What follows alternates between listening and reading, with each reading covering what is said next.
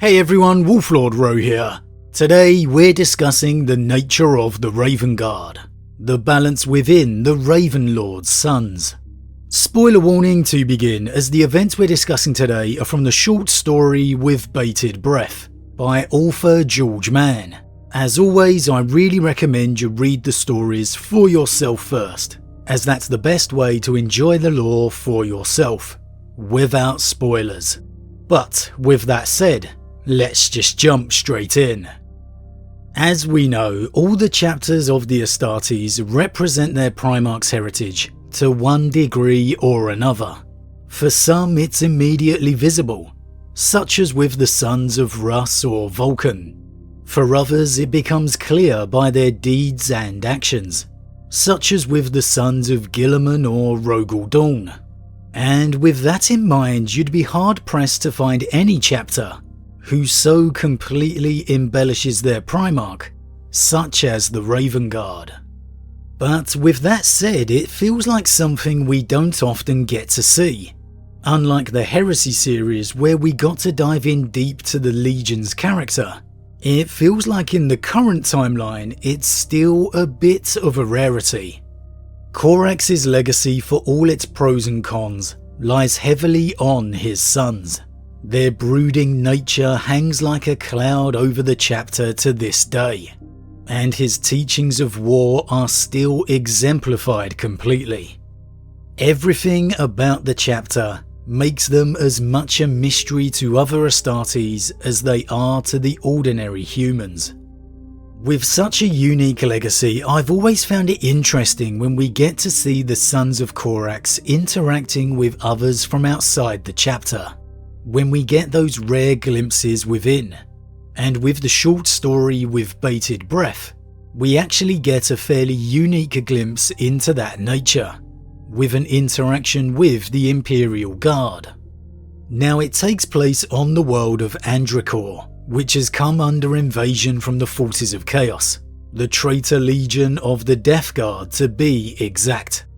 The Imperial forces had attempted to put up a staunch defense, but as you may expect, it wasn't enough, and the world had become a war zone, with the forces of the Death Guard ever advancing. And so the story begins with a guardsman by the name of Sergei. Rather than being in the throes of battle, Sergei is in its aftermath, its unfortunate reality. His legs no longer work, and he's bleeding from his stomach, stuck within a ruined shell of a building, surrounded by the dead bodies of his former comrades. He's simply waiting to die, unable to move or do anything else. He knows there's nothing that can be done. The instinctive feeling of knowing that this is it. His entire squad was wiped out by a plague marine, its bloated corpse dominating the center of the room. A lucky shot from Sergei himself, finally bringing it down.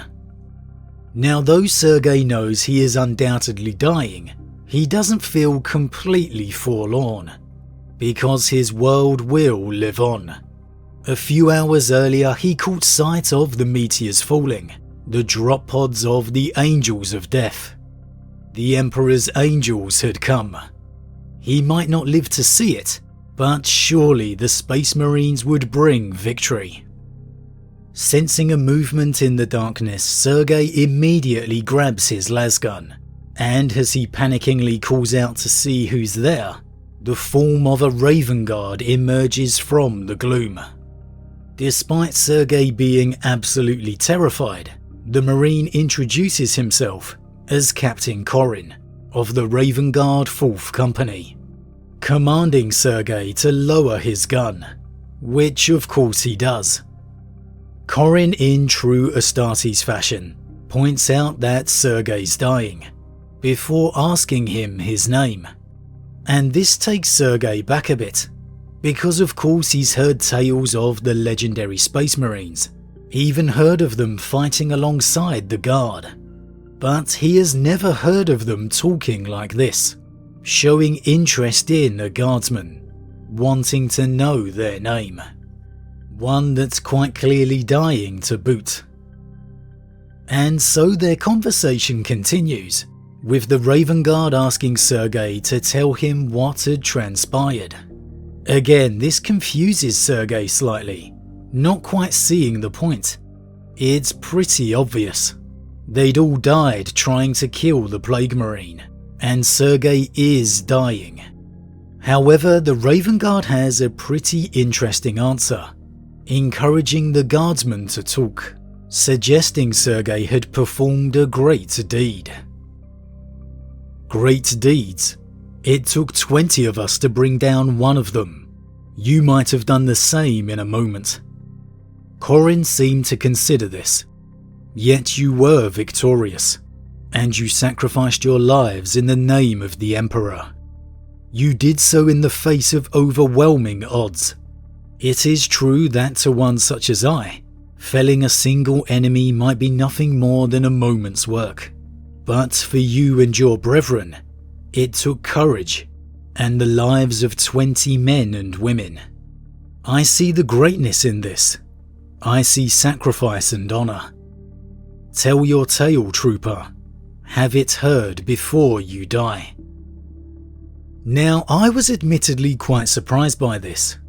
A Marine, a captain no less, stopping amid a war-torn battle zone to speak with a dying guardsman, even encouraging him to talk, to tell him his tale.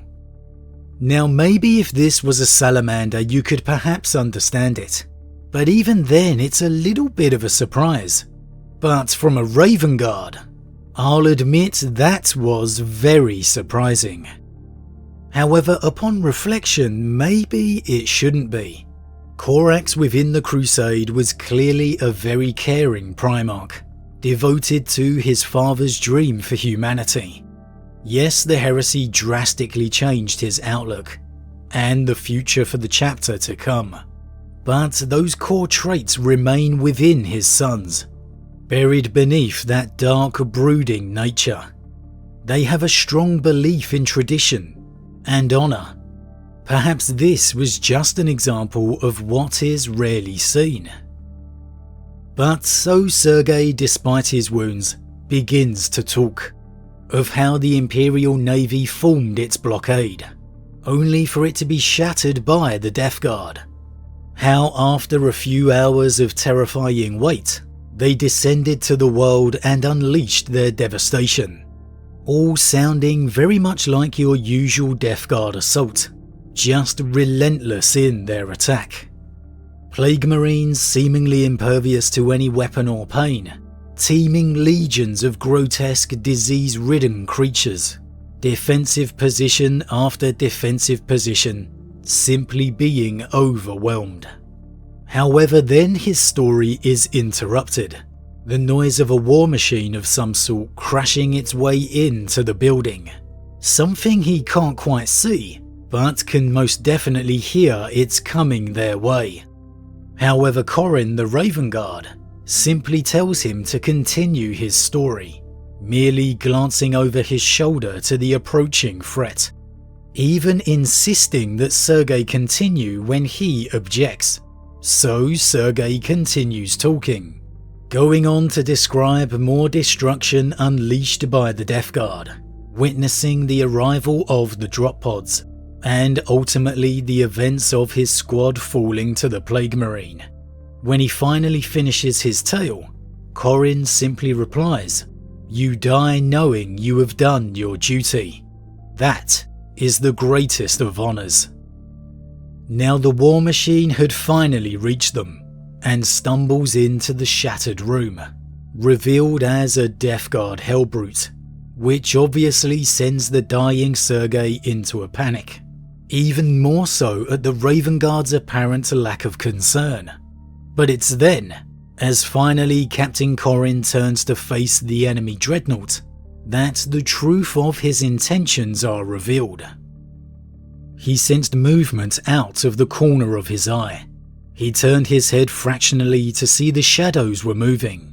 All around the Acropolis, ebon-clad figures were peeling away from the walls. He glanced from side to side, They were coming from all directions. He counted them, at least 9, maybe more, entirely encircling the creature that now stood in their midst. A circle of black death. Sergei gasped. They must have been there all along, ever since Corin first arrived. He hadn't noticed them as they'd fanned out around the inside of the ruins, taking up their positions, ready for the attack. An entire squad of Raven Guard, their black beaked helms shining in the weak sunlight, bleached bird skull totems dangling from chains around their belts. It was an ambush. Corin had lured the Hellbrute into the ruins. He had shown himself in order to draw it closer, close enough for his brothers to ensnare it in their trap. That was why he had spoken with him. That was why he had left himself exposed in such a way. He'd counted on the arrogance of the creature, anticipated its desire to face him in hand-to-hand combat. The sound of their voices would have alerted the enemy to their presence. Sergei had been nothing but bait. From the moment the Raven Guard had entered the building, from the moment Corin had revealed himself to the dying Sergei, it had all along been to lure the Hellbrute into an ambush. The raised voice is the perfect lure. That's why Corin had insisted on the dying Sergei talking, telling the tale of his fate. It wasn't to hear the tale of the fallen soldier, it was simply to be bait. The brutal reality of the Raven Guard Astartes. Cold, ruthless, weapons of war. They will do whatever it takes to win, to destroy their enemy. Speaking to Sergei was nothing more than sheer happenstance. They'd lured the Hellbrute into a more tactically suitable environment and merely stumbled across the dying guardsman, deciding to use him as the perfect lure. It makes sense. If there was more than one Astartes voice, the Hellbrute would have most likely approached far more forcefully, wary of its enemy. But a lone human, a lone Astartes stopped to talk to him. There's no threat in that at all. And so rather than one Astartes talking to a guardsman, it walked right into a full squad of Raven Guard. You have to give Corin credit, even if it does come across as heartless. Are the Raven Guard that cold? Are they nothing more than the engineered weapons their actions suggest? Has the compassion of Corax truly been lost to the heresy? Well, as ever with the Raven Guard, perhaps there's more than meets the eye, as there's one final line that reveals the man beneath Corin's black armour. As after the Raven Guard had dismantled their enemy, the plan working to perfection, the squad once more melt away into the shadows, with Corin returning to the dying Sergei, now clearly in his final moments. "Die well, soldier," said Corin. For the first time his voice seemed imbued with a sense of sorrow. "I will remember your tale." And maybe this final line reveals the balance that lies within the Raven Guard still. As all Astartes, the brutalness of the grim dark, callously using a dying trooper to achieve a tactical objective, displaying the qualities that makes the Astartes, the Raven Guard, such efficient, calculating warriors. And yet that notion of honour, an appreciation for the sacrifice, the duty that Sergei had performed. It wasn't all completely lost on Corin. That mention of for the first time hearing the sorrow in his voice. It reveals that despite the objective, despite the plan, that Corin was truly listening. That while perhaps he can't truly appreciate the emotion, he can understand a soldier's service, a soldier's duty, the bond between the Militarum and Astartes. When Corin says he will remember Sergei's story, that's about as true an expression, an honour, as an Astartes can give. Because they aren't capable of the emotion, so remembering is all they can offer. That final gesture reveals the heart of the Corax that was. It shows that the Raven Lord's legacy was not all lost to the doom and gloom in the heresy's fires, that the spirit of his nature beats on within. For me, this was a real interesting glimpse into the nature of the Raven Guard. We so often get to see them striking from the shadows, being the unseen threat before disappearing once more. Yet here, we got a real glimpse of their heritage, their nature, that balance that they inherited from their Primarch. Yes, the brutal, cold, unrelenting, calculating warriors, the one who truly had no time for sympathy, and yet still, the spirit of the Raven Lord that beat within, the one who begun the Great Crusade, who would go through so much within the heresy.